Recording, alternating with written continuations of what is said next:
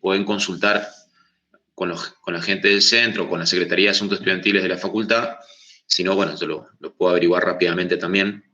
Si se va a extender la posibilidad de que ustedes se mantengan cursando y que puedan promocionar hasta que avance el cuatrimestre, hasta el final. Ustedes obviamente tendrían que en algún momento, al final del cursado, poder sacar.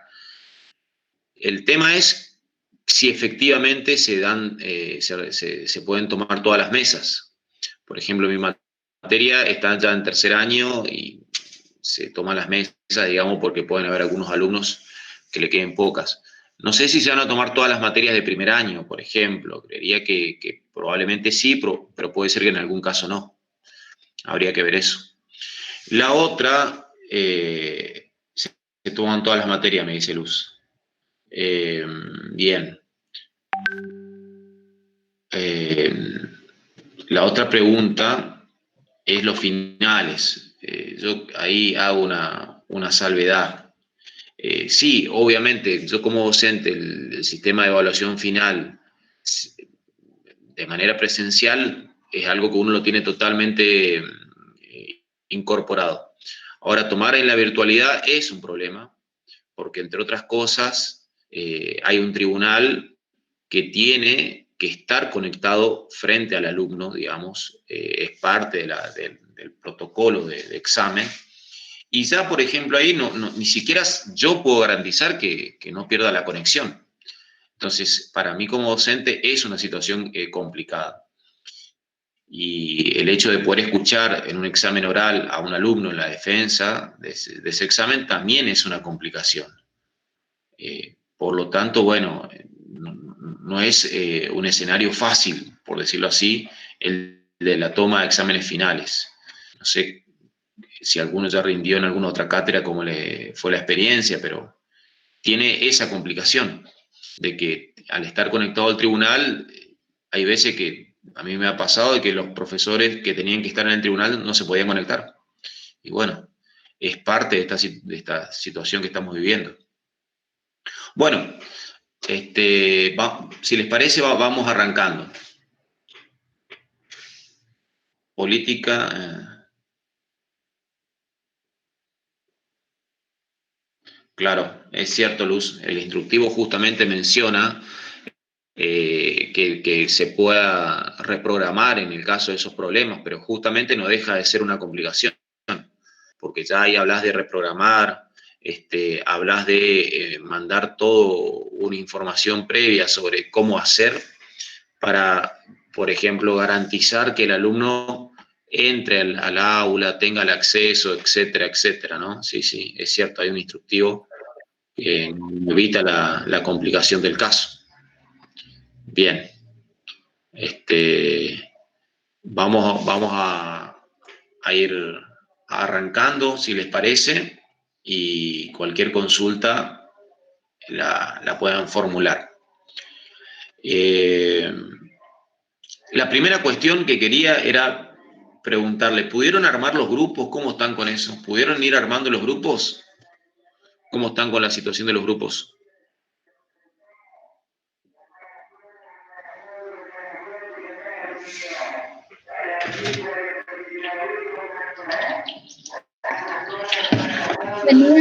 Hola, sí, profe, nosotros ya tenemos nuestro grupo.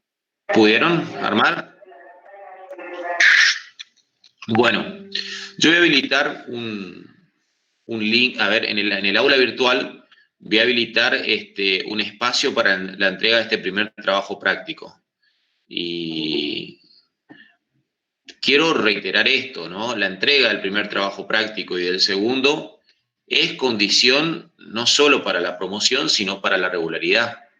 Como ustedes saben, los trabajos prácticos son una instancia de evaluación también necesaria y obligatoria de cumplir, digamos. Entonces, no se cuelguen con eso. Bien, voy a habilitar, como les dije entonces, a ver, yo les voy a reiterar, o si quieren, está tanto Perdón, ahí están haciendo un poco de ruido afuera. Yo les hablé la clase pasada de cómo debía ser el ensayo. El texto sobre el cual van a trabajar de Gruner es un texto de aproximadamente más de 30 hojas, pero la idea es que ustedes puedan hacer solamente esto, ¿no? Por un lado, comentar, vamos a suponer, los tópicos de ese texto, de ese trabajo de Gruner, qué tópicos, qué temas, qué problemáticas aborda, qué nos está diciendo Gruner. Y luego reservarse de esas 5 páginas, unas 2, puede ser un poco menos, si ustedes quieren una hoja final. Sí, al ser ensayo, tiene que aparecer de manera más libre, si ustedes quieren, sus opiniones, cómo ven, qué interpretan. Es decir, un ensayo quiere decir que hay un espacio de reflexión de ustedes, un espacio donde ustedes pueden conectar con ideas propias, ¿no? Un ensayo implica un ejercicio libre de reflexión, entonces pueden establecer comparaciones, poder conectar con el presente, ¿no? A ver, yo el otro día quise intentar, cuando le decía qué estaba pasando con la forma en que se implementó en los barrios el control de las medidas de aislamiento, un poco quería retrotraerme a esta mirada de Gruner, ¿no? Es decir, el tratamiento sobre ciertos sectores de la población no es el mismo de aquello que antes se consideraba el tratamiento sobre la población blanca, ¿no? El sujeto de la modernidad, dice Brunner, el sujeto eminentemente moderno y el que tiene el carácter de civilizado es el hombre blanco, culto y propietario. Y de alguna manera lo que yo veía con toda esta cuestión de, de las medidas de aislamiento es que había un proceso diferenciado de control, donde aquellos que tenían que ser justamente observados, controlados, revisados, eran sobre todo aquellos de los sectores marginales, ¿no? Incluso había un compañero que hizo una intervención muy directa diciendo la, el crecimiento de la pandemia tiene que ver con estos negros utilizando ese calificativo, o sea, reproduciendo ese concepto de lo que circula en la sociedad. Estos negros que, bueno, ese concepto, digamos, estigmatizante del vocablo negro, también refiere Gruner, ¿no? Es decir, Gruner está diciendo que esa idea de negritud se construyó peyorativamente de una manera muy llamativa y paradójica, porque justamente son los negros que masivamente, no sé si ustedes ya deberían comentarme a mí, fueron traídos desde el África a América para ser parte de la fuerza de trabajo esclava, los que justamente permiten la acumulación de riqueza y la aparición finalmente de la modernidad en Europa, ¿no? Es decir, la acumulación de riqueza que le permite a Europa dar el salto y constituirse como un capitalismo industrial, tiene que ver con las riquezas que obtiene de este trabajo que se llama trabajo de estajo. Cuando alguien trabaja horas para producir la mayor cantidad posible de caña de azúcar, para producir la mayor cantidad posible de maíz, de todos aquellos bienes y mercancías básicas, como las minas de oro y demás, de plata, ahí hay un proceso de explotación cruento que genera una riqueza bruta, por decirlo así, que fue trasplantada a Europa. Eduardo Galeano, en su libro Las venas abiertas de América Latina, hace una imagen diciendo, con el oro y la plata que se sacó de Bolivia, se podría haber construido un puente desde América hacia Europa, ¿no? Entonces, es tal el grado de riqueza, pero esa riqueza no fue gratuita, no fue sola. Esa riqueza estuvo acompañada de la esclavitud y de la explotación. Entonces, un poco lo que nos está diciendo Gruner es que se consideraba incivilizado a aquellos sujetos que eran sojuzgados y explotados y que a su vez permitían el desarrollo, ¿no? Por eso empieza con la dialéctica del amo y el esclavo. Bueno, me gustaría, si alguien quiere comentar brevemente, escucharlos a ustedes, ver qué orientación le puedo sugerir, cómo, cómo pudieron avanzar con esta primera parte, qué otra idea encuentran en el texto de Gruner. El viernes. Con respecto al ensayo, ¿se puede también reflejar un paralelismo con alguna situación? Claro, eso es lo que le estaba diciendo justamente. Sí, sí, sí, es eso, Jorge. ¿Con qué situación se te ocurrió a vos, Jorge? Con el tema, por ejemplo, de más allá de los barrios, digamos, más allá de la pandemia, pero el tema es de la llegada, por ejemplo, de situaciones así por ejemplo, ayuda hacia los barrios y demás cosas, digamos, no solamente con respecto a la pandemia. Claro. Sí, sí, sí, sí. Hay una cuestión que yo no la manejo como una información, porque no accedí, no accedí a la noticia, pero sí me llegó el comentario de que, por ejemplo, en Corrientes hubo una situación particular de que a un barrio lo cerraron para controlar la pandemia, digamos, para controlar la circulación del virus. Pero lo cerraron y tuvieron toda una especie de dispositivo a acercarle el alimento y demás. No sé si eso es así o no. Hubo una especie de intervención también de desarrollo social, me imagino, con la policía, pero no sé si eso es así o no. O si no, por otro lado, se puede tomar la situación de los presos, por ejemplo, en el reintegro de la sociedad, que muchas veces se ha debatido y ahora más que nada con esto que quieren sacar un plan para ofrecerle a los presos, digamos, a los que están reintegrados en la sociedad, por buena conducta y demás, digamos. Que Sí, muchas veces la sociedad está en desacuerdo porque ya dijeron que el que delinque, digamos, se lo ve como una persona que ya no tiene reintegro en la sociedad.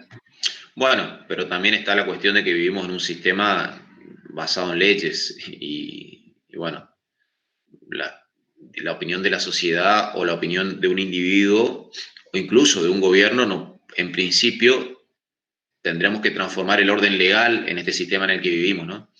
Pero yendo a lo anterior, lo del barrio que les preguntaba, acá dice, se cerró el barrio. Bien. Yendo a lo anterior que les preguntaba, tenía que ver con esta idea de que me parece interesante problematizar cómo, en alguna medida, el Estado sigue ejerciendo, el Estado bajo las formas de Estado municipal, provincial, es decir, en las diferentes escalas, sigue ejerciendo este poder justamente de policía, este poder de controlar la vida de la sociedad, y que lo hace en base a leyes, pero que es una cuestión bastante profunda, porque lo que se está construyendo desde la modernidad hacia acá es la idea de libertad. ¿No? No sé si me explico en esto, ¿no? Ahí hay una cuestión bastante interesante de analizarla, ¿no? La modernidad de alguna manera tiene como un cimiento en la idea de que los sujetos somos racionales, en la idea de que el hombre es racional, pero en la idea de libertad, en la idea de que el sujeto es libre. O sea, vamos a ver que eso tiene una enorme complejidad. ¿Ustedes vieron el video La isla de las flores? ¿Llegaron a ver con algún profe ese corto?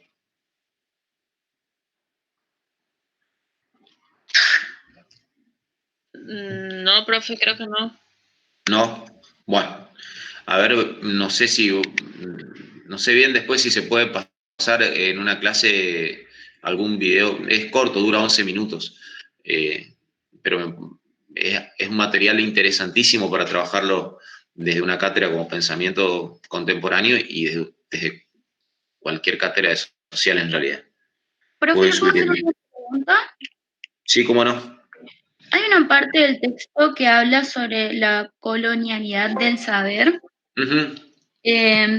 Me gustaría resaltar esa parte porque es como que siento que eso todavía pasa en la actualidad en las escuelas, porque se enseña que Colón descubrió América, entre comillas, Ujú. cuando ya era un continente formado. No sé si se puede hacer Claro. un paralelismo entre eso. Sí, sí. Bueno, de eso se trata, de que ustedes encuentren. Yo le estaba, cierro la idea anterior y voy a lo que vos decías, Ivana. A ver, justamente de eso se trata, ¿no? De que ustedes puedan conectar. El ensayo es poder establecer reflexiones, conexiones, comparaciones, profundizar algún aspecto, ver qué les moviliza a ustedes, ¿no? Miren, yo les decía anteriormente esta idea de problematizar la igualdad, porque paradójicamente el mercado, el capitalismo surge con la necesidad de que hayan sujetos libres. Libres para ser contratados libremente, libres para comerciar, libres para vender su fuerza de trabajo, libres para poder votar a quienes le gobiernan, pero lo que no se puede cuestionar, de alguna manera, es que esa libertad interrumpa la actuación del mercado. ¿El mercado qué es el mercado? ¿Es un espacio social o es un sistema social basado en el intercambio de mercancías? A partir de valores, ¿no? Yo voy y me ofrezco, como suponer, en la calle y digo, miren, yo enseño filosofía, ¿alguien me quiere contratar? Bueno, si fuera un trueque diría, no sé, me das algo de comer y yo te enseño filosofía, más o menos lo que hizo Sócrates en algún momento. Pero el sistema del mercado constantemente necesita que eso no se interrumpa, que esa libertad no se interrumpa. No es tan solo la libertad de circular, como hoy lo dice la Constitución. En realidad es la libertad para comerciar, la libertad para intercambiar, que es la forma en que en el sistema en el que vivimos reproducimos nuestra existencia. ¿Cuál es el chiste de todo esto? Que en el escenario de pandemia, lo que hace el Estado como un órgano con un poder mayor al de la sociedad, es decir, como es, claro, transacción de bienes y servicios. ¿Qué es lo que hace el Estado? Es decir, se frena esta posibilidad en pos de un bien mayor. Y ahí, le decía yo, es muy interesante de problematizar, y nuevamente conectándolo con Gruner, porque aquel que no lo comprende, aquel que sale nuevamente con su moto, con su bicicleta, a ofrecer su trabajo de albañil, o a ofrecer, no sé, vender pan casero, lo que aquello que haga para sobrevivir, quedó bajo la grilla del control policial y quedó infringiendo eso que eran las medidas de aislamientos obligatorios, ¿no? Entonces, es muy interesante pensar cómo la posibilidad de ejercer esa libertad, pese al anhelo de la sociedad capitalista moderna, no es absoluto. Y por otro, cómo lo que generó esta situación de pandemia es que no todos los sujetos tenían la condición de posibilidad de poder sostener esa medida, ¿no? Bueno, podemos debatir todas las medidas que tomó el gobierno para intentar garantizar que la población pueda tener acceso al consumo y demás. Lo que pasa es que alguno puede decir, bueno, 10.000 pesos hoy a una familia no le resuelven más allá de una semana o dos la alimentación o los gastos de una familia. Entonces, hay una problemática muy fuerte ahí para problematizar y Gruner nos habilita esa mirada. Gruner nos problematiza eso, ¿no? Porque de alguna manera la rueda que sigue girando y que siguió girando y sigue girando en esta ahí dice Jorge que eso es lo que pasó en Estados Unidos. No entiendo bien por dónde viene tu comentario, Jorge. ¿A qué te referís con que eso es lo que Por el pasó? lado que no quería parar su Claro, economía, cerrar sus comercios, digamos. Sí a la claro, gente, pero no a bueno, la economía, digamos. justamente, si hay un país que está identificado con esta idea de la libertad de seguir ejerciendo su libre mercado tiene que ver con los Estados Unidos, con países como Inglaterra, que son la cuna del capitalismo. Pero bueno, un poco lo que yo le estoy intentando hacer es invitar a reflexionar desde Gruner algunas cuestiones que son complejas, ¿no? Son complejas en este sentido que no están visibilizadas y que nosotros tenemos que ir construyendo algunas herramientas conceptuales para poder problematizarlo, ¿no? Gruner dice claramente que la idea de libertad, la idea de razón, es propia del sujeto, pero es una abstracción en la medida en que no es concreta en todos los casos. Y eso es lo que le estoy queriendo plantear yo, en el sentido de que la libertad y la racionalidad de las leyes, de estas medidas de aislamiento, no son iguales verdaderamente para todos, ¿no? Porque no es lo mismo que yo, empresaria, quiera tener mi empresa abierta, quiero tener mi empresa abierta, pero no tengo un problema de alimentación, a la situación de una persona que si nos sale a vender lo que haga, sea su trabajo albañil o que haga elaboración casera de pan, pueda subsistir. Entonces son situaciones asimétricas y lo que las leyes y lo que las medidas de aislamiento y lo que al fin y al cabo nuestra concepción de seguridad, de higiene pública no contempla, son esas situaciones de asimetría social que ya planteaba Gruner. Ahora, vuelvo a la intervención de Ivana. Ivana mencionaba esta idea de colonialidad del saber y cómo los propios manuales escolares plantean eso, ¿no? Bueno, ¿cómo lo ven ustedes? ¿Creen ustedes que en su educación hubieron conceptos que tengan que ver con esto que Gruner dice, colonialidad del saber? ¿Ven alguna idea de ese tipo?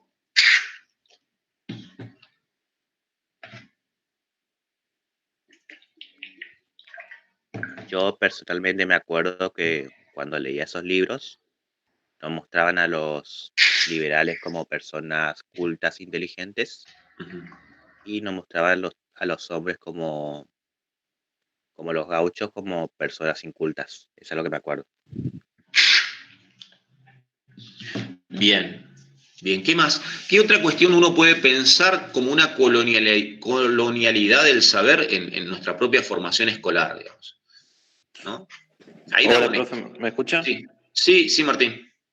Bueno, yo recuerdo cuando lo que antes se llamaba el Día de la Raza, y claro. con Cristóbal Colón y que él era el héroe que vino a crear una civilización y siempre, incluso los más chicos, hacían representaciones, una especie de teatro, clases alusivas, cuando como que él era ya, estábamos todos agradecidos a Cristóbal Colón que vino a descubrir, con las comillas, descubrir la Tierra, descubrir América. Claro, toda esta concepción, exacto, ¿no? Esta idea de descubrimiento que ya le decía un poco Ivana, y esta idea de festejar eso, ¿no? De tenerlo como una especie de referente de aquello a lo que hay que rendir tributo, ¿no? Claro. Sí, escucho.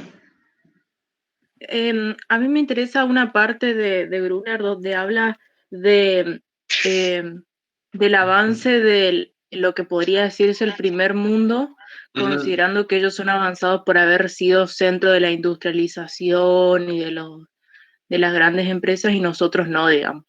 Como claro. que no sucedió eso acá, pero lo que decía Gruner que es interesante, que en realidad no se lo da en la secundaria claramente, es que nosotros estamos avanzados en otros sentidos y eso es algo que uno aprende no mirando noticias o puede ser mirando noticias pero tomando conciencia de que son otras sociedades en donde no hay los mismos derechos que tenemos nosotros, no hay una constante crítica hacia las políticas públicas, una democracia totalmente distinta a la que plantean los países europeos en realidad.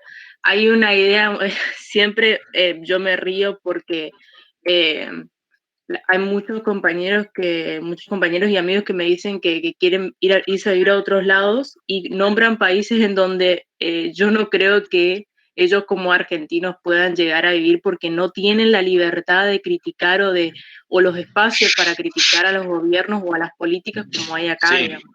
Eso me parece otra cosa importante, digamos, que tiene que ver con lo social y que uno lo pasa por encima, pero lo que sucedió hace poco, que se está discutiendo lo de los servicios públicos de telefonía, no sucede y no creo que vaya a suceder en países como España, digamos, Claro. donde todo está sumamente restringido y está en una pequeña esfera. Totalmente. A ver, quiero retomar algunas de las cosas que decían los compañeros, intentando volver a hacer este trabajo ensayístico, reflexionar en base a Gruner, ¿no? Gruner, cuando dice específicamente esta idea de que se ejerce un colonialismo desde el saber, implica que de alguna manera nosotros no solamente adoptamos los conceptos europeos, con esta idea de que es ser civilizado, por ejemplo, sino que esos conceptos que los adoptamos son conceptos que refuerzan la relación de dominación. Eso tiene que quedar claro, digamos. No es simplemente la cuestión de que pensamos con las categorías construidas en Europa, sino que esas categorías refuerzan la idea de que todo aquello que no sea parte de la cultura dominante europea es inferior, digamos. Refuerzan esa relación de asimetría, esa relación de poder, ¿no?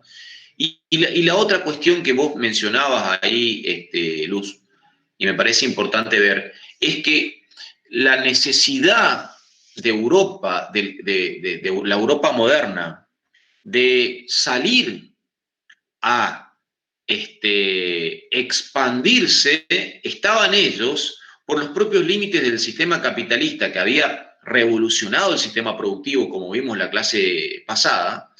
¿Qué vimos la clase pasada con Marx? Bueno, de que el capitalismo industrial entre los siglos XVIII y XIX lo que hace es revolucionar inmensamente su capacidad de producir mercancías. Y si hay algo que hace Inglaterra y Francia, pero sobre todo Inglaterra en el siglo XIX, es salir a abarrotar de productos a los demás países de los otros continentes, es decir, América sobre todo. Luego, bueno, ya hubo una invasión de ese tipo hacia el Asia, China y luego hacia el África. Es decir, lo que está haciendo es justamente afianzar la lógica del capital de producir cada vez a un ritmo mayor y más barato. Y lógicamente, el sistema de producción de Argentina, por ejemplo, en el siglo XIX, jamás podía competir con esa invasión de productos, ¿no?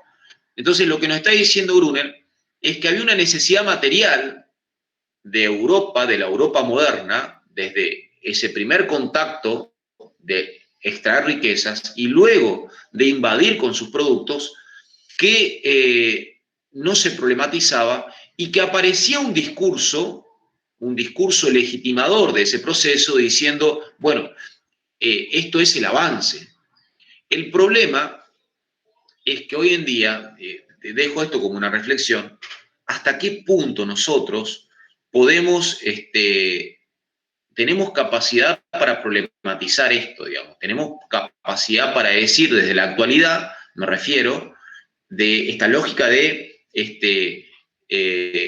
cuestionar este proceso constante que decía Marx en el manifiesto de revolucionar la tecnología y los sistemas productivos, ¿no? Doy este ejemplo. Vamos a suponer que yo soy una persona que artesanalmente hago trabajos en cuero o arreglo cosas de cuero, ¿no? Viene un chico y me dice, mira, yo te tengo que armar, bueno, ustedes básicamente pueden manejar esto, pueden estar en este ámbito, ¿no? ¿Y a costa de qué? Dice Luz, totalmente. ¿A costa de qué? Es que de alguna manera el sistema capitalista, si vos te querés correr un poco de esa lógica, te puede decir, listo, metele, te podés morir de hambre, pero no pasa nada. El chiste es, entonces, el carácter coactivo que nos vemos en las relaciones sociales capitalistas, ¿no? Carácter coactivo que cuando te están diciendo a vos, en la escuela primaria me empecé a tener buenas notas porque en la escuela secundaria, este vago, mirá que el día de mañana, entonces luego en el sistema universitario ya entendemos el sistema de competitividad de una manera más clara, el mercado de trabajo, qué vamos a hacer finalmente para subsistir, etcétera, etcétera, de una manera más clara. Es decir, las coacciones ya juegan desde nuestro interior. Ya no hace falta que nadie nos ande diciendo, loco, ponete las pilas porque no vas a llegar en ningún lado. No, ya el propio contacto con este sistema hace que uno lo internalice, ¿no? Pero quiero retomar la idea anterior. Digo, me parece importante que quede claro esta cuestión de cómo hay determinados mecanismos que están invisibilizados, y eso es lo que nos quiere marcar Gruner, y que son un mecanismo propio de la reproducción del orden capitalista, que tiene que ver con esto que le decía, de tener que Europa salir a invadir de productos, y cómo hoy desde el presente también a nosotros nos cuesta, ¿no? Volviendo al ejemplo, como para cerrar ahí, si yo hiciera trabajo de artesanales en cuero y demás, alguien me podría decir, mira, publicitate en Facebook. Yo, por ejemplo, me rehúso a tener alguna red social, pero quizás si tuviera que seguir dependiendo para trabajar, diría, bueno, metele Instagram, metele lo que sea para intentar de vender algo, ¿no? Y digo, son cuestiones donde ahí podemos ver cómo la lógica del capitalismo es tomar la tecnología constantemente como un mecanismo para revolucionar la capacidad de producir, ¿no? Profe, más o menos lo que usted sí. está explicando sería un ejemplo de, antes, por ejemplo, una persona no se quedaba hasta la secundaria o ni terminaba la secundaria, pero hacía un curso de, qué sé yo, de albañil o de electricidad y con eso trabajaba. Pero hoy en día Claro. como que hay empresas y compañías ya que se dedican ya a tener empleados de mucho conocimiento con respecto a la electrónica y a la construcción. Y entonces como que se dejó de lado ya el obrero particular y contratar empresas para construir tu casa. Totalmente. Bueno, en esta idea de reflexionar libremente es un poco la propuesta del ensayo. Obviamente yo les reitero y les puse ahí, y si quieren voy a volver a alzar algún tipo de recomendación. El ensayo tiene que poder también mencionar cuáles son los tópicos y los puntos de análisis de Gruner, ¿no? No se trata de obviar a Gruner, sino de mencionarlos, pero también dar ese espacio del ejercicio libre de expresividad a ustedes. De mi parte, lo último respecto a esto, si alguien quiere comentar algo más después lo hace, es cómo en la actualidad el mundo expresa estas contradicciones a partir de que lo que ha hecho el colonialismo es empobrecer y romper con las formas de vida de estos países no capitalistas en su momento, ¿no? Tanto en África como, bueno, ahí Luz decía, creo que compañeros que quieren ir a vivir a otros lugares, sea a Estados Unidos, no sé, a España, no sé dónde se tienen ganas, que entiendo por qué quieren, desde dónde. La gente busca ir a estar en donde hay un poquito más de, no sé, donde el calor del desarrollo abriga un poco más, ¿no? Donde aquel que está viviendo mal en Argentina, bueno, obviamente dice, ¿dónde puedo vivir mejor? Es entendible, yo no, en ese sentido creo que, salvo aquel que diga, bueno, yo realmente quiero volverme rico y me voy allá, pero creo que hay mucha gente que lo hace básicamente por decir, a ver, ¿cómo puedo conseguir un trabajo? ¿Cómo puedo mejorar en mi trabajo?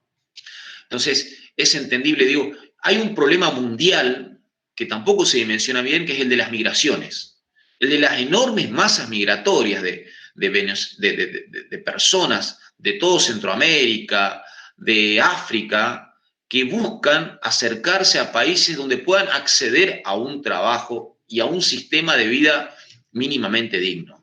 Y Europa tiene como una enorme problemática ver cómo controla eso, ver cómo restringe el acceso. Eso es una crisis a nivel global del capital, digamos.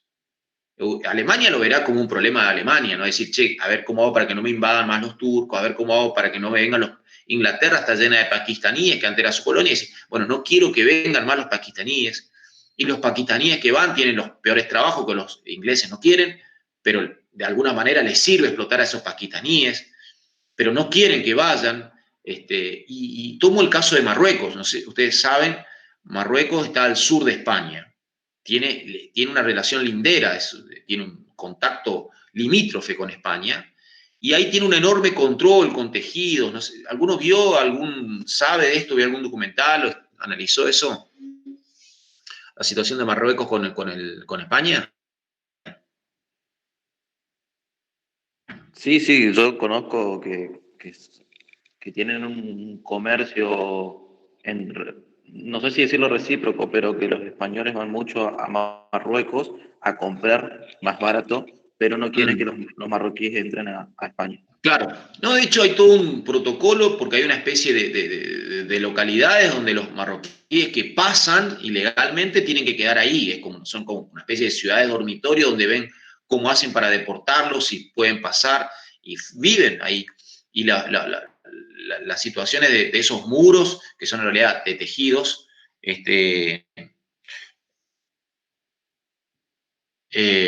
como es, hacen que constantemente hayan detenciones y demás.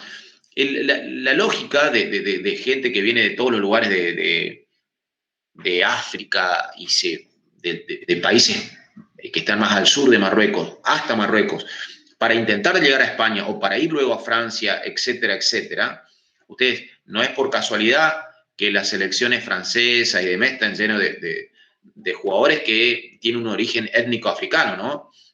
Son algunos de los que llegan de los cientos de miles de pibes que quedan en los barrios marginales parisinos.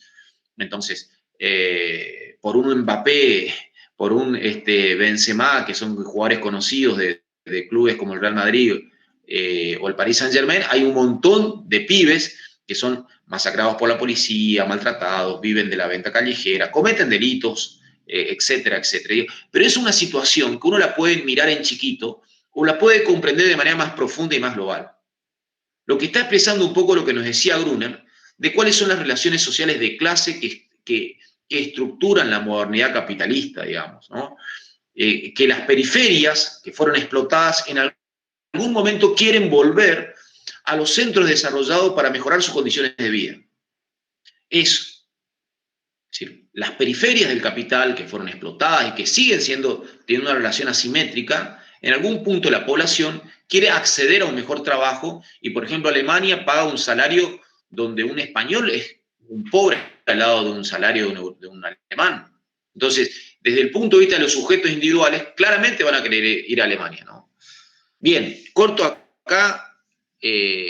Por ahí, si alguno quiere mencionar algo más sobre el ensayo, yo quiero que tomen los conceptos, quiero que piensen en las conceptualizaciones, esta idea dialéctica del amo y del esclavo, esta idea de reconocer la diversidad de sujetos y como dice en un momento Gruner, miren, rompamos la idea de que hay un sujeto homogéneo y autónomo, sino que toma a Freud ahí para decir la idea de que hay una herida en el hombre moderno de pensar que no somos enteramente racionales y eso lo realizamos a partir del descubrimiento de Freud de esta idea de inconsciente, ¿no?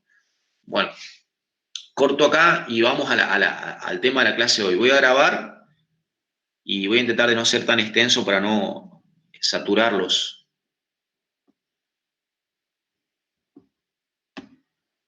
Yo me armé un pizarrón acá, pero no sé si ustedes van a verlo. Esta clase, básicamente vamos a hablar de Weber, porque yo les comenté que el programa está estructurado de esta manera, ¿no? Pensar la modernidad a partir de cómo aparece el capitalismo, ¿no? Entonces, lo primero que yo les quería mostrar es que con Marx teníamos una visión de cómo emerge el capitalismo a partir de un nuevo sistema de explotación del trabajo, y con Weber vamos a tener otra mirada. A ver, hago esa explicación con si se ve con el pizarrón y esta pizarra, y si no ya vuelvo al Power nomás. Digan, háblenme ustedes, por favor, entonces yo sé si se alcanza a ver, si se entiende o no. A ver, voy a acercar un poquito más la compu. A ver ahí. Acá lo único que dice es modernidad y sistema capitalista. Encima, mi letra es horrible, con lo cual complico la cosa. Luego tenemos a Marx y a Weber. Para Marx, el sistema capitalista se basa en la explotación del trabajo,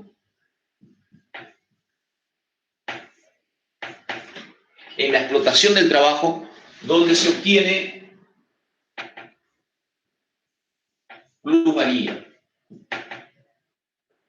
Es decir, para Marx, el sistema capitalista se basa en la explotación del trabajo en la fábrica industrial, donde hay un trabajador libre, donde hay un obrero, donde hay ese divorcio entre el que tiene la propiedad de los medios de producción y el que no la tiene, en un contexto que es el de la fábrica, y lo que permite obtener es esto, la plusvalía. Y acá voy a explicar de la manera más sintéticamente algo que quizá ustedes ya lo vieron en sociología. ¿Esto lo vieron en sociología o no? El concepto de plusvalía. ¿Se acuerdan? ¿O en alguna otra cátedra? Sí, profe, lo vimos en sociología. Sí, profe, sí lo vimos. Bueno, la plusvalía es el tiempo de trabajo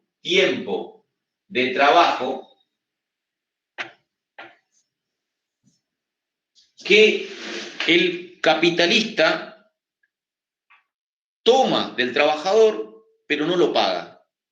¿Cómo es esto? El salario que paga el capitalista al obrero, en realidad es mucho menor del tiempo de trabajo que lo va a utilizar. Es decir, vamos a suponer, yo soy correntino, ¿no? Yo nací en un pueblo de Corrientes, San Luis del Palmar. En ese pueblo durante muchos años fue una gran revolución. Hubo una fábrica, que era la fábrica de una marca de zapatillas Adidas. Estoy haciendo acá publicidad.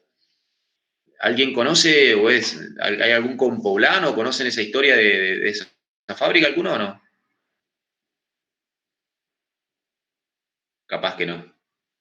Bueno, en esa fábrica había, por ejemplo, trabajadores, obreros, que trabajaban horas extras, vamos a suponer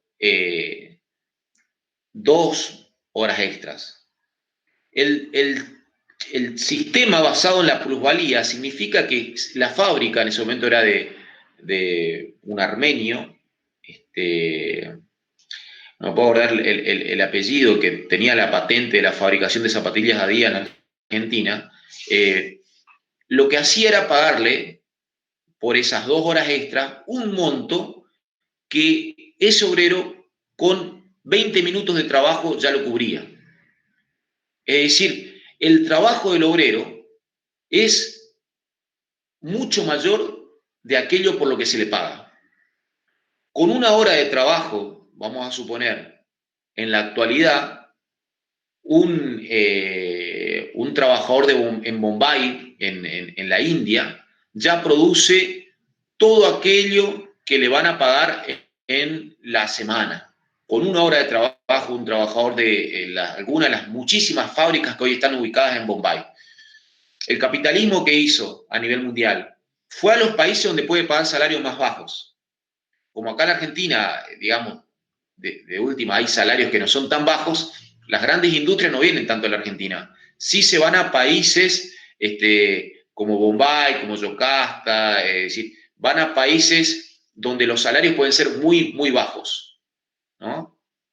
Entonces, con 1 hora de trabajo de un obrero que produce zapatillas Nike en la India,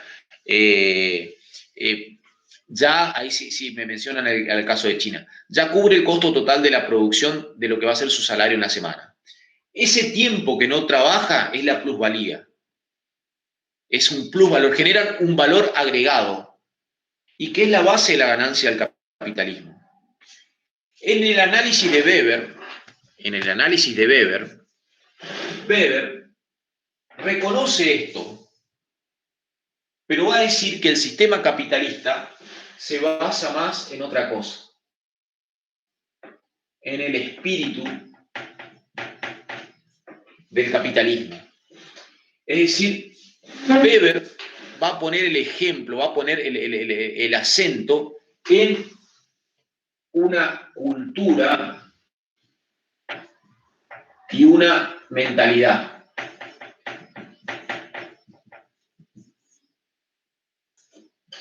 A diferencia de Marx, que pone el acento en cómo hay una dominación política y económica basada en la explotación del trabajo, Weber va a analizar, no niega lo que dice Marx de que haya división entre obreros y patrones, pero el análisis de por qué surge el capitalismo para Weber es que aparece un nuevo espíritu, una nueva mentalidad, un nuevo ethos, una cultura. Digo, me parece eso bastante interesante porque son dos miradas que tienen puntos coincidentes. Weber no niega que hayan patrones y obreros, pero considera que lo que promueve es un nuevo espíritu, una nueva forma de pensar la sociedad. En cambio, Marx dice, la revolución que produce el capitalismo, con la cual vimos en el manifiesto, desplaza al régimen feudal, es porque encuentra un sistema cada vez más rápido de obtener plusvalía. Es decir, lo que nos dice Marx es más conveniente encerrar a 100 obreros en una fábrica con un ritmo laboral que seguir produciendo con 100 artesanos cada uno en su casa que me vendan a mí, por ejemplo, un mate. Entonces, si yo quiero ser un capitalista de la producción de mates, me es más efectivo, antes de comprar el mate a cada uno de los, vamos a achicar a 10 artesanos que me vendan mate, encerrar esos 10, y es así, ¿no? El capitalismo encierra a esos sujetos en algún lugar, que se llaman fábricas, encerrar a esos 10 artesanos en una fábrica a que produzcan a un ritmo la mayor cantidad de mates posible, porque entonces obtengo la mayor grado de plusvalía. Vamos a suponer que, desde la perspectiva de Marx, el salario de esos obreros ya se cubra vendiendo, doy un ejemplo X, 10 mates. Entonces, en una hora, esos obreros logran fabricar cada uno los 10 mates. El sentido, el chiste es que el capitalista estimula a que produzcan luego 100 mates más en las 7 horas restantes que les queda. Entonces, ahí está la revolución técnica, la revolución organizativa, está basada en el sistema de obtener la mayor plusvalía que se pueda en base al aumento de la productividad. Por eso la forma de organización que adquiere el capitalismo en fábricas, de contratar trabajadores que vendan su fuerza de trabajo, ¿no? Exactamente, el trabajo excedente es lo que el capitalista no paga.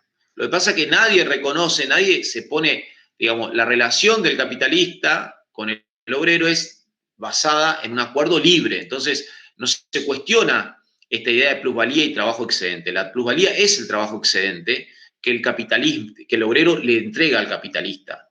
Pero el marco de cobertura es que hay un contrato libre, ¿no?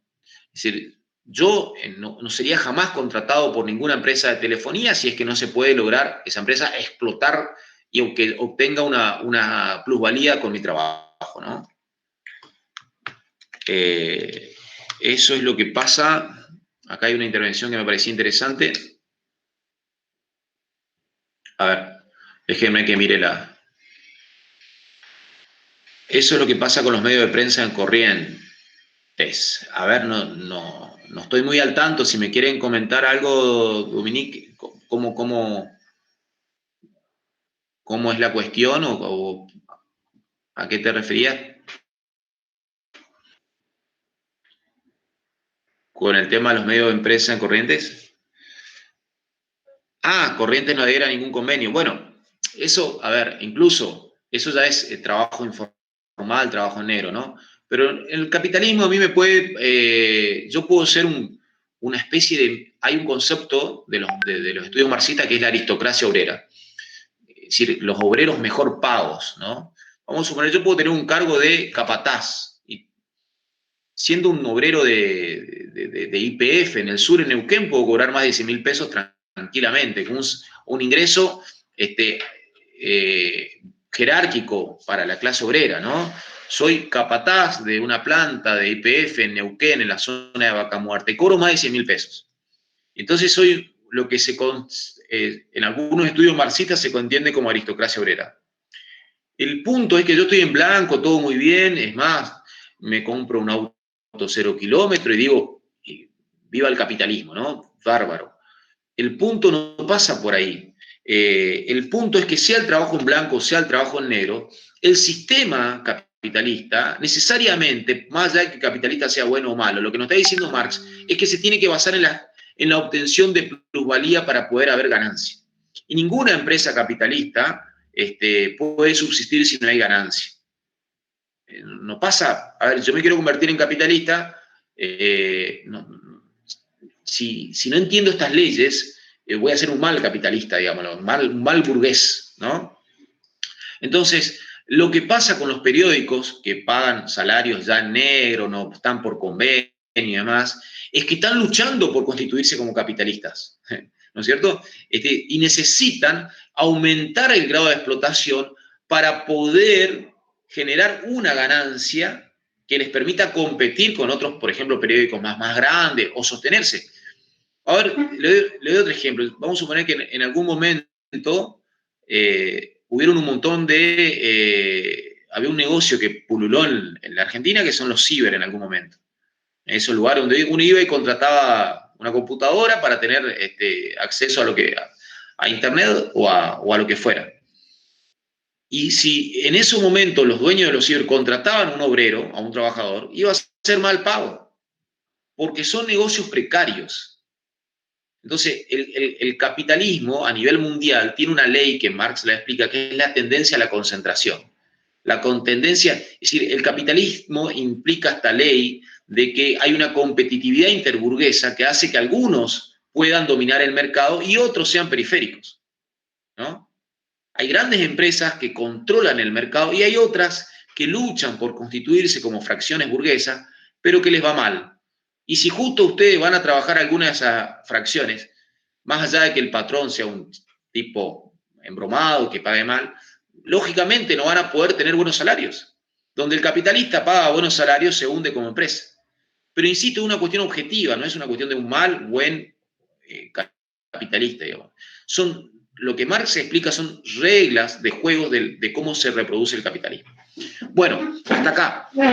Yo quiero ahora avanzar en 15 minutos, no más de eso, en la mirada de Weber sobre cómo él entiende este espíritu del capitalismo que le comenté anteriormente. Voy a compartir pantalla y ustedes me dicen si se ve o no.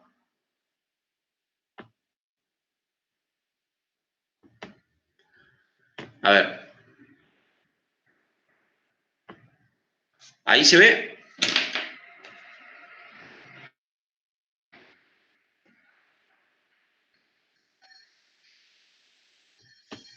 ¿Se alcanza a ver? Sí. Bien. Bueno, arranco entonces.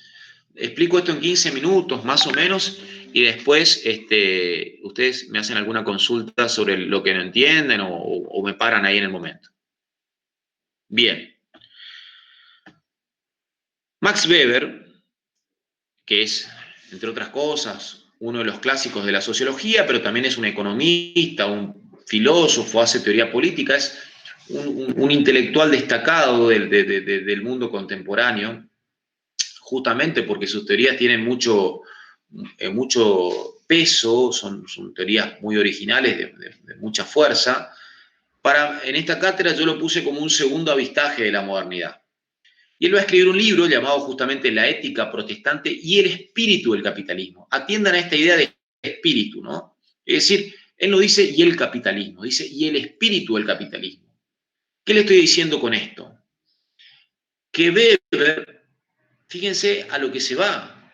A diferencia de Marx, no va a decir cómo las relaciones sociales de clase son la base de este nuevo sistema social, sino dice la ética protestante y el espíritu del capitalismo. Entonces, va a ser un abordaje de la modernidad desde esto que es un ethos. Un ethos es una mirada ética, pero también una mirada cultural. Bueno, entonces, la pregunta de la cual parte Max Weber es, ¿en qué circunstancia va a surgir un sistema social, económico, pero también social, de alcance mundial en la modernidad? ¿Qué es aquello que va a hacer que surja el capitalismo, digamos? ¿Cuáles son las condiciones? Pero primero, va a plantear cómo entiende o qué define para Weber al capitalismo. Entonces, lo primero que va a decir, y esto me parece bastante interesante, que es un poco lo que estaba diciendo anteriormente, es que el capitalismo es una forma racional de obtener riqueza. Es decir, es la forma más racional posible, si ustedes quieren, ¿no? Cada uno de nosotros, cuando decimos, bueno, voy a arrancar con un emprendimiento, voy a ponerme no sé, vamos a suponer, a fabricar mamón, a hacer una fábrica de mamones. A mí particularmente hay algo que me gusta, que es el dulce de mamón, vamos a suponer. Si pusiera una fábrica de dulce de mamón, iría a la bancarrota, por ejemplo, porque lo comería básicamente yo. Pero vamos a suponer que yo diga, bueno, voy a poner esta fábrica, ¿no? El sistema capitalista se basa en establecer todo un sistema de cálculos de costos, del nivel de producción que necesito para pagar esos costos y de organización de ese circuito productivo. Weber dice eso. El capitalismo es un sistema diferente a los anteriores, a sistemas que podemos denominar como feudales, porque se basa en la planificación racional de ese sistema productivo, que busca el lucro, obviamente. El cálculo racional busca el lucro. Y aparece algo, ¿no? Dice, hay un componente, dice Weber, que es importantísimo. Alguno quizá tenga un papá o un tío contador. Bueno, Weber dice que la contabilidad, el ejercicio de llevar la contabilidad, es un componente básico del capitalismo. Eso que uno ¿alguno fue a una escuela de perito comercial de ustedes o no? Bueno, no, parece que la mayoría fueron a bachilleres o otros. Estos estudios sobre cómo llevar la contabilidad, esta idea de que hay un debe y un haber, esta idea de que hay que amortizar. Por ejemplo, si uno no sabe lo que es la amortización, va a decir, bárbaro, estoy teniendo ganancia. No está teniendo ganancia, quizás está teniendo pérdida porque no se está dando cuenta que no está amortizando. No está amortizando aquellos bienes, aquello que son capitales productivos, ¿no? Entonces, si no, toda esta idea de la contabilidad racional es parte de lo que aparece en la modernidad occidental como este nuevo sistema capitalista. Entonces, Weber dice, el capitalismo está definido por una serie de cuestiones, dice, un encadenamiento de cálculos racionales por métodos legales y pacíficos. El capitalismo ya no se puede basar, al menos en primera instancia, en obtener ese lucro yendo e invadiendo por la fuerza otro país, o construyendo un pequeño ejército dentro de un país y yendo y robándole todas las cosas a los demás, etcétera, etcétera, ¿no? Pero lo que dice Weber es que el capitalismo es algo que en Europa se construye estableciendo una diferencia con lo que pasaba en los demás países, ¿no? ¿Qué define entonces al capitalismo para Weber?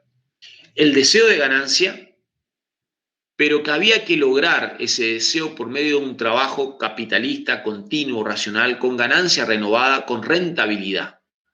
Esta idea de rentabilidad, de cálculos racionales para determinar si una empresa era rentable o no, ¿no?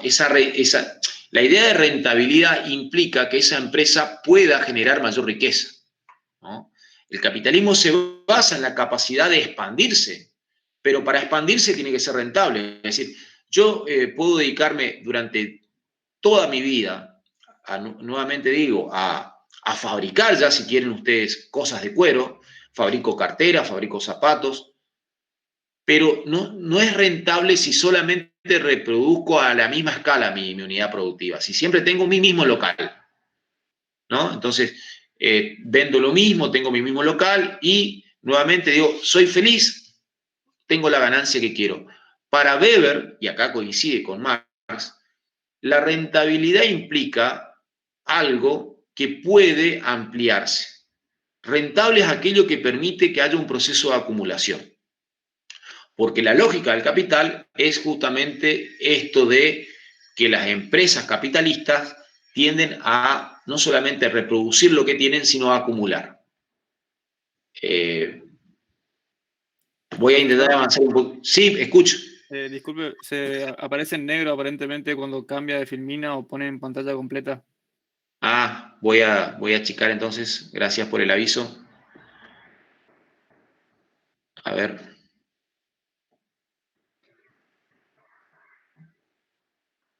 Ahora sí se está viendo la filmina, pero hace un rato se veía en negro. ¿Ahí se ve? Sí, ahora sí se ve bien la pantalla. Bueno. Creo que es cuando cambia de ventana, profe. Se le ve bueno, negro. listo. Voy a mantener ahí voy a mantener la filmina nomás y sigo un poquito más. La pongo completa, entonces capaz que se ve mejor para ustedes. ¿Ahí? ¿Todo bien? Sí, profe, ahí se ve bien. Bueno, sigo un poquito más entonces. Te decía esta idea de que la rentabilidad es una base para Max Weber del capitalismo, ¿no? Y resumo lo que aparece en esta filmina, en este slide, dice que el capitalismo se basa en establecer para Weber un divorcio, una separación cada vez más continua entre lo que se llamaba economía doméstica y economía industrial. ¿A qué se refiere con esto? La economía doméstica es, bueno, yo arranco una empresa, le doy un ejemplo de la actualidad y después vamos al caso histórico. Yo empiezo un emprendimiento que es, nuevamente, vendo dulce de mamón. Y lo hago acá en mi casa, bueno, compro ciertos implementos y lo hago acá con mis propios medios, en mi ámbito domiciliario, ¿no? Ocupo mi cocina, ocupo el gas, me ayuda a mi familia, hago el dulce de mamón y vendo tal cantidad. Bárbaro. Obtuve una ganancia sacando todos los costos, etcétera, etcétera. Pero luego yo veo que puedo vender cada vez más. Y digo, no, yo voy a tener que contratar empleados, y para Marx va a pasar por ahí la cuestión. No hay capitalismo si no hay explotación de fuerza de trabajo para Marx. Pero bueno, sigamos con Weber. Yo me voy de mi ámbito domiciliario y hago una separación entre eso que Weber denomina economía doméstica y economía industrial. Weber hace un estudio histórico que implica esto, ¿no? La constante separación entre aquello que era la economía artesanal doméstica y aquello que va a ser la economía industrial, es decir, la producción fabril. Para Weber es un componente claro del capitalismo, ¿no? Es decir, el lugar donde se van a fabricar los productos ya no va a ser más el ámbito de los domiciliarios, ¿no? Ya no va a tener tampoco ese carácter rudimentario del trabajo en los domicilios. Entonces, aparece la separación, dice Weber, entre aquellos que son los bienes jurídicos de una empresa y aquello que era el patrimonio más bien individual del productor. Entonces, volviendo, ¿no? El capitalismo occidental va a implicar la organización capitalista de ese trabajo, es una organización racional del trabajo, ¿no? Esa organización capitalista del trabajo, acá nuevamente coincide con Marx, se sostiene en el trabajo libre. Tanto Marx como Weber dicen, para que haya capitalismo no puede haber más feudalismo, no puede haber más siervos de la gleba, no pueden haber más personas que dependan de otro como un señor feudal, sino que tienen que haber trabajadores libres que puedan decir, yo quiero trabajar, yo puedo prestar consentimiento, ¿no? Y anexa a eso la idea de organización racional del trabajo. Dice, solo en presencia de la organización racional del trabajo como industria puede aparecer esta diferencia entre burguesía y proletariado. Ahora bien, fíjense, esto me parece muy, muy importante, ¿no? Weber, no niega que haya lucha de clases. No niega que la historia esté atravesada por la lucha de clases, ¿no? Es decir, no, en esto es interesante porque muchos dicen, Marx plantea la centralidad de la lucha de clases, Weber la niega. No, Weber no la niega. Lo que va a pasar es que para Weber la lucha de clases no implica lo que implica para Marx. Para Marx es un operador central a tal punto de que el capitalismo no va a poder sobrevivir para Marx. Es decir, la sociedad capitalista, que bueno, hasta ahora sobrevive, para Marx implica tal grado de contradicción que constantemente van a haber luchas, revueltas, van a haber conflictos. Weber también lo ve así, pero Weber pone el eje en otra cuestión. Weber considera que la lógica del capital de producir avances va a permitir que de alguna manera el capitalismo genere cierto grado de control de esos conflictos, que haya un progreso que permita contener esos conflictos. Desde la perspectiva de Marx, los conflictos van a ser siempre incontenibles. Y acá me permito, sí voy a salir del Power para ver cómo ven ustedes. Digo, ¿podríamos pensar que el mundo actual tuvo más razón Weber que Marx? ¿O cómo es la cosa? Porque al fin y al cabo hubieron revoluciones como la rusa, o la cubana, o la china, pero ¿cómo pueden ver la cuestión en la actualidad? Saqué el Power un ratito para consultar esto.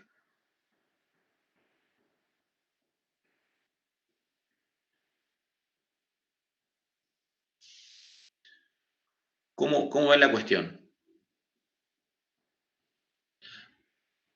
A ver, ahí se ve. Marx dice, las luchas y la lucha de clases es incontenible. Weber va a decir, hay luchas de clases, pero el sistema capitalista las puede contener. En principio parecería que Weber tuvo razón, pero también podríamos pensar que cada vez hay mayores tensiones, así que ese control es bastante relativo, ¿no?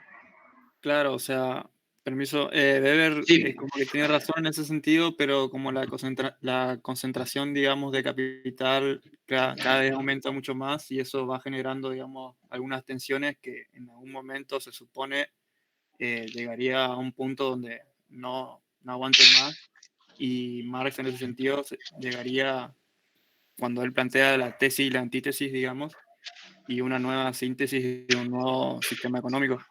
Claro, exacto.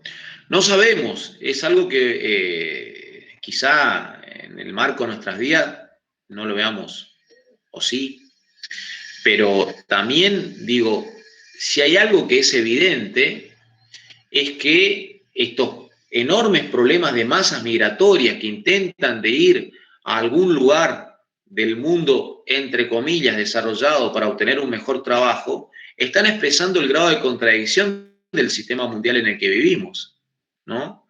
Lo que pasa quizá, no sé si ustedes han leído un autor llamado Slavoj Žižek, que dice que estamos más construidos ideológicamente para aceptar un desastre natural que destruya al mundo que a pensar que el capitalismo pueda cambiar o que podamos cambiar el sistema capitalista, digamos. Entonces, ideológicamente está tan incorporado este sistema de vida que parece que es inamovible, ¿no? Bueno, avancemos un poco más con Weber. ¿Se ve ahí el power o no? Sí, profe, se ve bien. Bien, bueno, entonces, ¿cuáles son los elementos específicos del capitalismo? Va a decir Weber.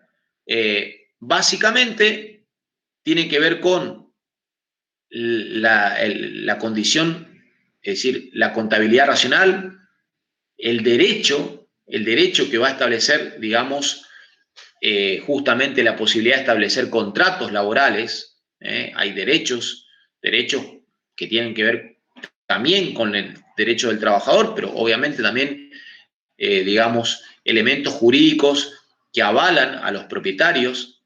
Aparece la administración, todos estos elementos de la administración que son parte de la... De hecho, hay carreras que estudian la administración de las empresas. Y aparece, bueno, todo lo que habíamos hablado con elementos técnicos de cálculos referidos al trabajo, ¿no?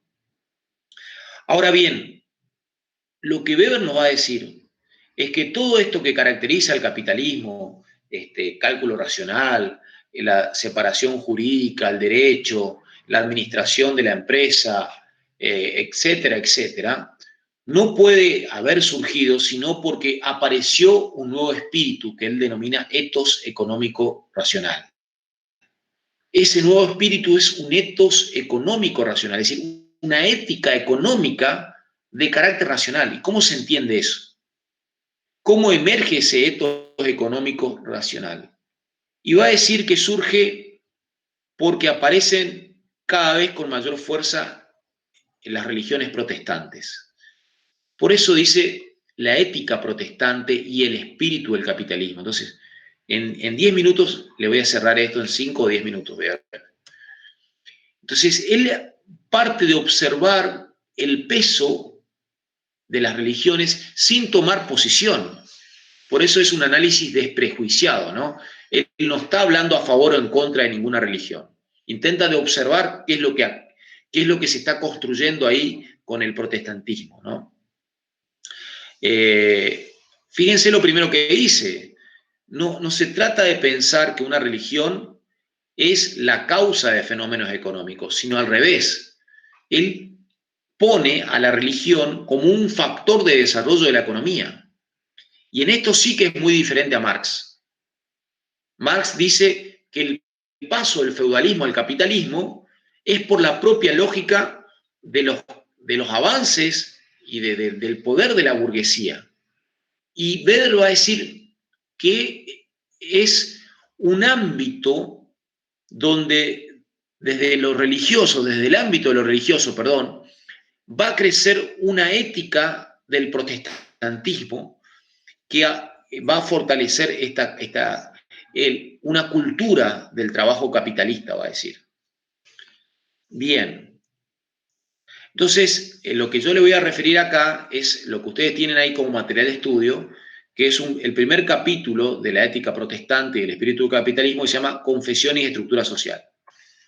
¿Y qué dice ahí básicamente Weber, no?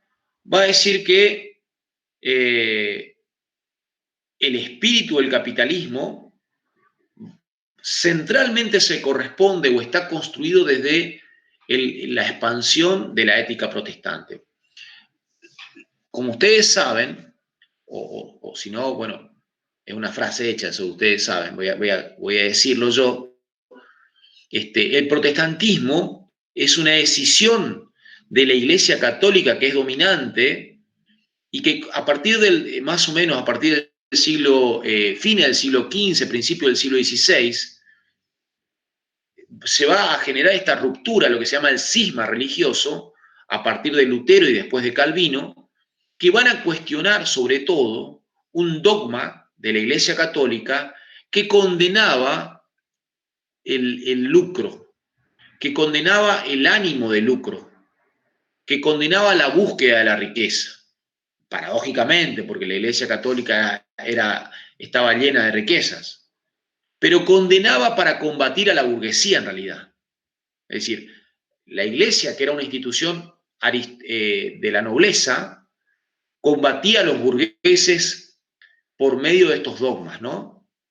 Entonces, lo interesante del caso es que lo que Weber nos va a decir es cómo el crecimiento de este protestantismo de la mano primero de Lutero, de Calvino, y que va a crecer, va a decir que la vida que permite la riqueza material no es condenable, deja de ser condenable. Al contrario, esa vida dedicada a la obtención del lucro y la riqueza es una forma de expresar el estado de gracia, la gratitud a Dios.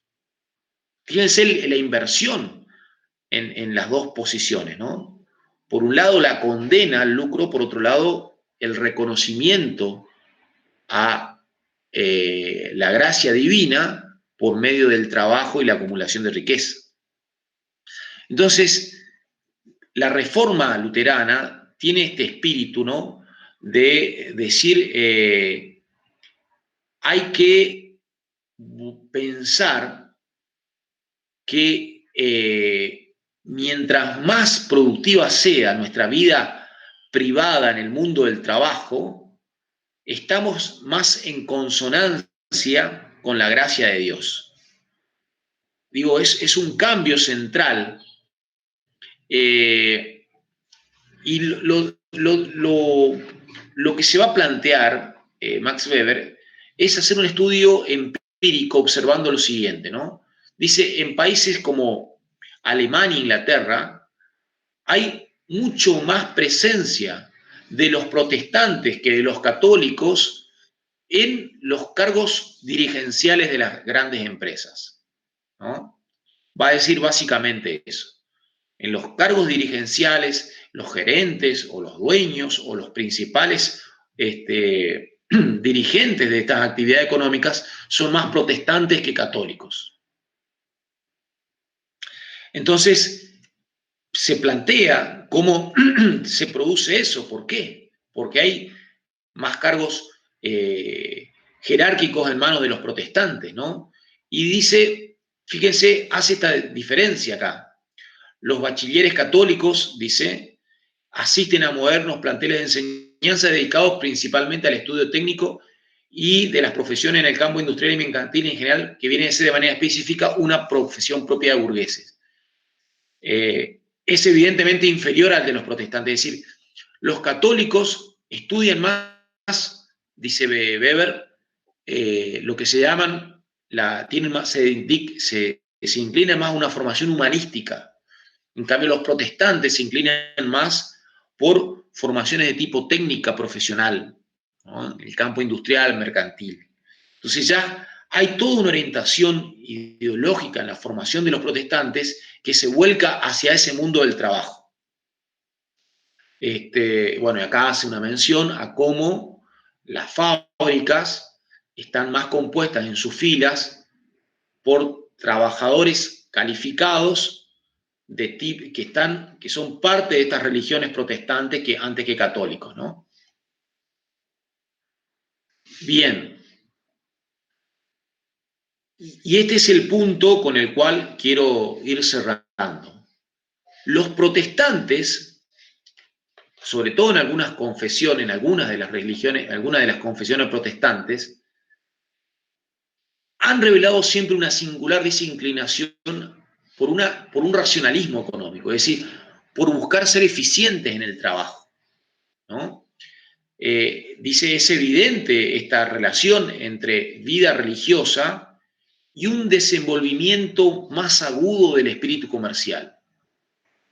Y acá pone el ejemplo de los cuáqueros y los menonitas. Si ustedes se ponen a estudiar la historia de Norteamérica, fueron estas las primeras colonias que se desarrolla en Estados Unidos compuesta por cuáqueros y menonitas, ¿no? Sobre todo por cuáqueros.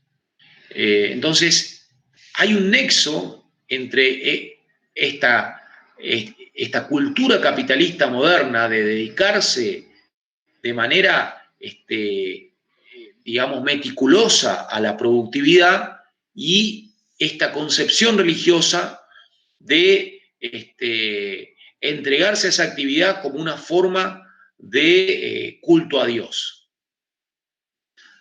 Termino con esto para no saturarlos.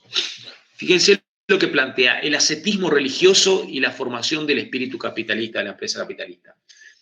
El hombre, dice, debe actuar en la vida profesional para obtener la seguridad de su estado de gracia. Y en segundo lugar, manifestará una conducta ascética. Son los caminos que le permitirán descubrir si se encuentra en estado de gracia o no. Es decir, la forma que tenía el protestante de saber si estaba en estado de gracia era si le iba con su obrar, si obtenía mayores, si su empresa obtenía mayor desarrollo, ¿no? Entonces, es algo totalmente ajeno a lo que hoy podemos pensar como la cultura capitalista que hay en Latinoamérica, por ejemplo. Lo que Weber nos dice que el capitalismo surge desde este planteo religioso ético de carácter ascético.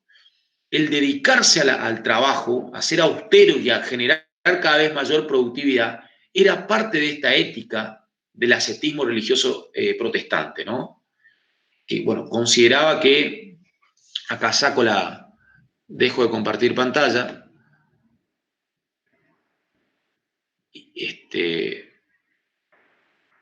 que consideraba que solo la manera de poder estar y de practicar la religión y de estar en gracia y tener fidelidad y ser un buen practicante era que progrese, y por lo tanto eran cada vez más meticulosos en esas labores. Esto se produce sobre todo en el siglo XVII, y bueno, luego continúa. Pero fíjense el análisis de Weber, de poner el acento en algo que, bueno, yo no lo desarrollo acá, pero si ustedes leen todo el libro, que van a ver de que él termina hablando de la cura de almas. La cura de almas tenía que ver con eso, con ser productivos, con ser personas que puedan generar prosperidad para ellos y para la comunidad. Sí, corto acá, a ver, ¿qué me están preguntando? A ver. Profe, hay consignas para el trabajo práctico porque no lo encuentro en el aula. Bueno, Candela, las consignas yo las voy a volver a subir aparte para que las vean. Las consignas para el primer trabajo práctico están en el programa. El programa tiene los contenidos, los objetivos, los fundamentos, el sistema de evaluación y ahí aparecen las consignas para el trabajo práctico. Pero yo lo voy a volver a subir de manera para que lo puedan ver aparte, ¿no? Profe, ¿cuánto hay que extendernos para el trabajo práctico? ¿En hojas o en palabras, caracteres? Dice ahí, dice que son 5 hojas. Dice ahí, pero lo voy a poner aparte, porque están en programa los instrumentos de evaluación y lo que tienen que hacer. Si leen el programa, que es importantísimo que lo lean, lo van a encontrar. Pero lo voy a poner aparte para que lo puedan ver en el aula. Profe, yo le hago una consulta para no perdernos, digamos, Sí. con el ensayo. Por ahí teníamos como muy estructurada la idea de que era un ensayo y era solamente, bueno, explicar un poco de qué trataba el texto y qué es lo que decía el autor. Pero ahora que comentó en la clase es como un poco también de críticas y de sumar Opiniones. el análisis, digamos, es un Claro. análisis del texto, ¿sí? Sí. Ah, bien. Entonces, nos podríamos guiar, por ejemplo, por elegir los conceptos o los temas más redundantes que él toca y de ahí empezar a hacer un análisis incorporando distintas cuestiones, ¿verdad? Claro, yo lo que le sugiero, y dice ahí, pero lo voy a aclarar cuando le suba parte la actividad para que no la tengan que buscar dentro del programa, insisto, lean el programa, pero lo que le sugiero que en el ensayo primero arranquen comentando los ejes, o algunos de los ejes, porque no van a poder agotarlos a todos, de lo que plantea Gruner. Y luego, o si quieren hacerlo al mismo tiempo, luego puedan ustedes ejercer una reflexión a partir de comparaciones o de profundizar alguna idea o de ejercer una interpretación de eso, ¿no es cierto? Por ahí pasa la idea de un ensayo. Un ensayo es, bueno, ¿qué opinan ustedes de esto? ¿No? O cómo lo ven, cómo lo analizan. Es diferente a un trabajo monográfico, porque el trabajo monográfico es una conclusión en base a lo que ya está diciendo el autor. Las opiniones de ustedes quedan mucho más acotadas en un trabajo monográfico. En cambio, en un ensayo sí pueden permitirse, al tener ese carácter ensayístico, están ensayando, están experimentando a ver qué opinan de algo, ¿no? Por lo tanto, es más libre. Pero, insisto, arranquen comentando alguna de las ideas de Gruner y luego, bueno, ahí sí pueden desarrollar esto que vos decías, Luz, a ver cómo lo pueden comparar, traer al presente, conectar con otros temas, etcétera, etcétera. Bueno, si no hay alguna otra consulta, yo voy a habilitar un foro de consultas igual. De acá al viernes pueden aprovechar y hacer intercambios por ese medio, si les parece.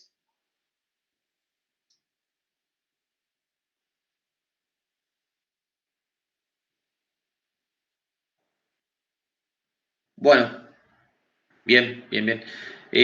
Mi recomendación es que acá hay una especie de tarea doble, ¿no? Digo, yo voy a subir el power de la clase y todo, pero los textos, este texto de Weber tiene, no sé, alrededor de 20 páginas, lo que le estoy poniendo como bibliografía obligatoria. Lo tienen que ir leyendo, sobre todo después de la clase de hoy, ejercer una lectura y ejercer una lectura previa, en realidad, a cada clase, para poder sacarle el jugo y que no les resulte absolutamente novedoso cada uno de los planteos. Yo la clase que viene voy a hablar del texto de Wallenstein, el sistema mundial. Entonces, ese tiempo de trabajo individual van a tener que hacérselo, porque si no, es como que cada clase le va a descolocar. Ustedes tienen que intentar ejercer una lectura previa a cada clase. Así que bueno, esa recomendación también para que puedan intervenir, preguntar, ver qué profundizan y demás. Así que bueno, estamos. Cortamos acá. La idea era siempre hacerlo un poco más corto, pero bueno. Cortamos acá y nos vemos el viernes que viene. Yo ya voy a habilitar el foro para las consultas. ¿Estamos? Bueno. Dale, profe. Chao, gracias. Chao, chao, hasta luego. Nos estamos viendo.